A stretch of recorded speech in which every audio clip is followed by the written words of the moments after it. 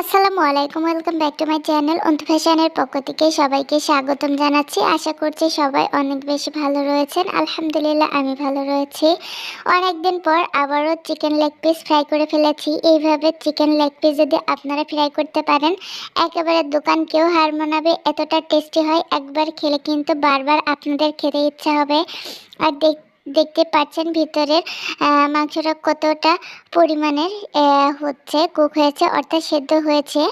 আর এটা খেতে এতটা টেস্টি হবে, একেবারে আপনারা দোকানে একবার বাসায় বানিয়ে খেলে দোকানে থেকে কেনার কথা ভুলেই যাবেন।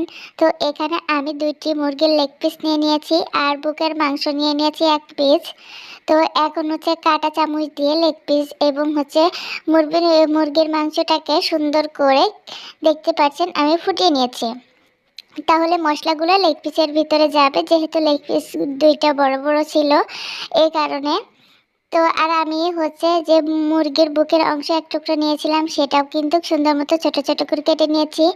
আর এই যে আদা রসুনের পেস্টে দিয়ে দিচ্ছি হলুদের গুঁড়া, ধনিয়া গুঁড়া, লাল মরিচের গুঁড়া দিচ্ছি এখানে 2 চা চামচের থেকে সামান্য পরিমাণে বেশি, জিরা গুঁড়া দিচ্ছি এবং দিয়ে দিচ্ছি গোলমরিচের গুঁড়া।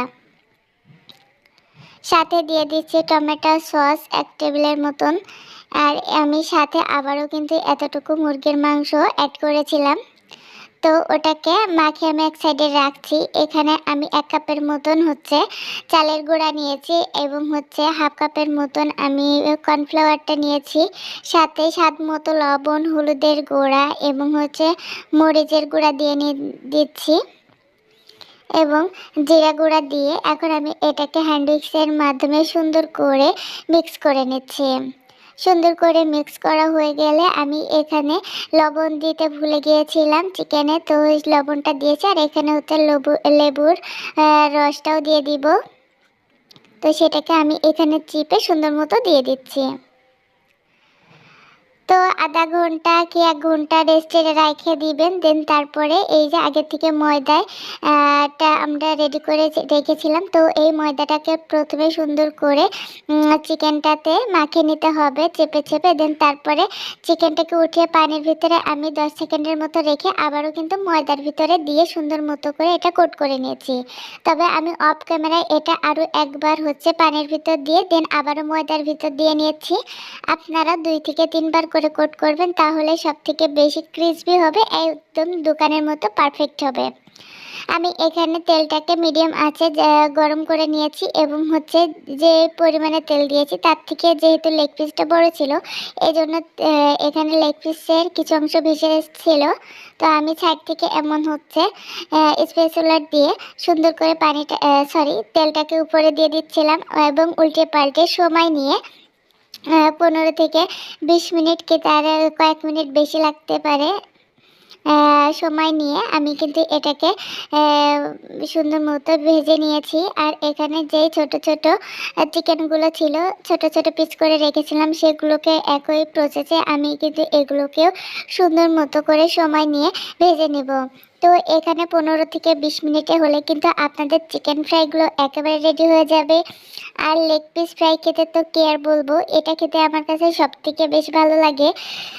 যদি বলেন যে পুরো মুরগির অংশে কোন অংশটা খেতে বেশি ভালো লাগে, তবে আমি নিঃসন্দেহে বলে দেব লেগ পিস, কারণ আমার কাছে একটা লেগ পিস থাকলে আর কিছুই লাগে না।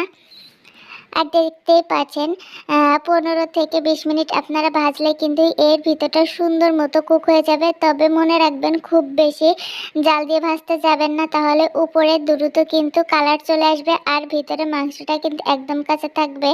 আমি কিন্তু একটুকুনি ছিঁড়ে আমি লোক দিয়ে দেখিয়ে দিচ্ছি। তো এখানে উপরের আবরণটা খুবই টেস্টি হয়েছিল, খুবই মজা হয়েছিল। আর টমেটো সস দিয়ে গরম গরম খেতে যে কী যে মজা ছিল আপনাদের কি বলবো। তো আমি বলবো বাসায় একবার হলেও এইভাবে চিকেন ফ্রাইটা করে দেখবেন, দেখবেন একেবারে দোকানের চিকেন ফ্রাইকেও হার মানবে। আর বাসায় তৈরি করলে কি হয়, একটা জায়গায় কিন্তু আমরা অনেকগুলো তৈরি করে নিতে পারি। দেখুন আমি এখানে ছোট ছোটগুলো কতগুলো তৈরি করে নিয়েছি। বাসায় তৈরি করলে মন মতো কিন্তু এগুলো খাওয়াও যায়। আর নিজেরা বানাইলে কিন্তু সেটা স্বাস্থ্যসম্মত হয়। আর দোকানেরটা কিন্তু একই তেলে অনেকবার ভাজে, সেই তেলটাও কিন্তু আমাদের জন্য ক্ষতিকর। তো আপনারা চেষ্টা করবেন বাসায় তৈরি করতে। তো বন্ধুরা, আজকের এই ভিডিওটা আপনাদের কাছে কেমন লেগেছে অবশ্যই কমেন্টের মাধ্যমে জানাতে একদম ভুলবেন না। ভিডিওটি ভালো লাগলে লাইক, কমেন্ট, শেয়ার এবং সাবস্ক্রাইব করে পাশে থাকবেন। ধন্যবাদ জানাচ্ছি সবাইকে এতক্ষণ আমার সাথে থাকার জন্য। খোদা হাফেজ।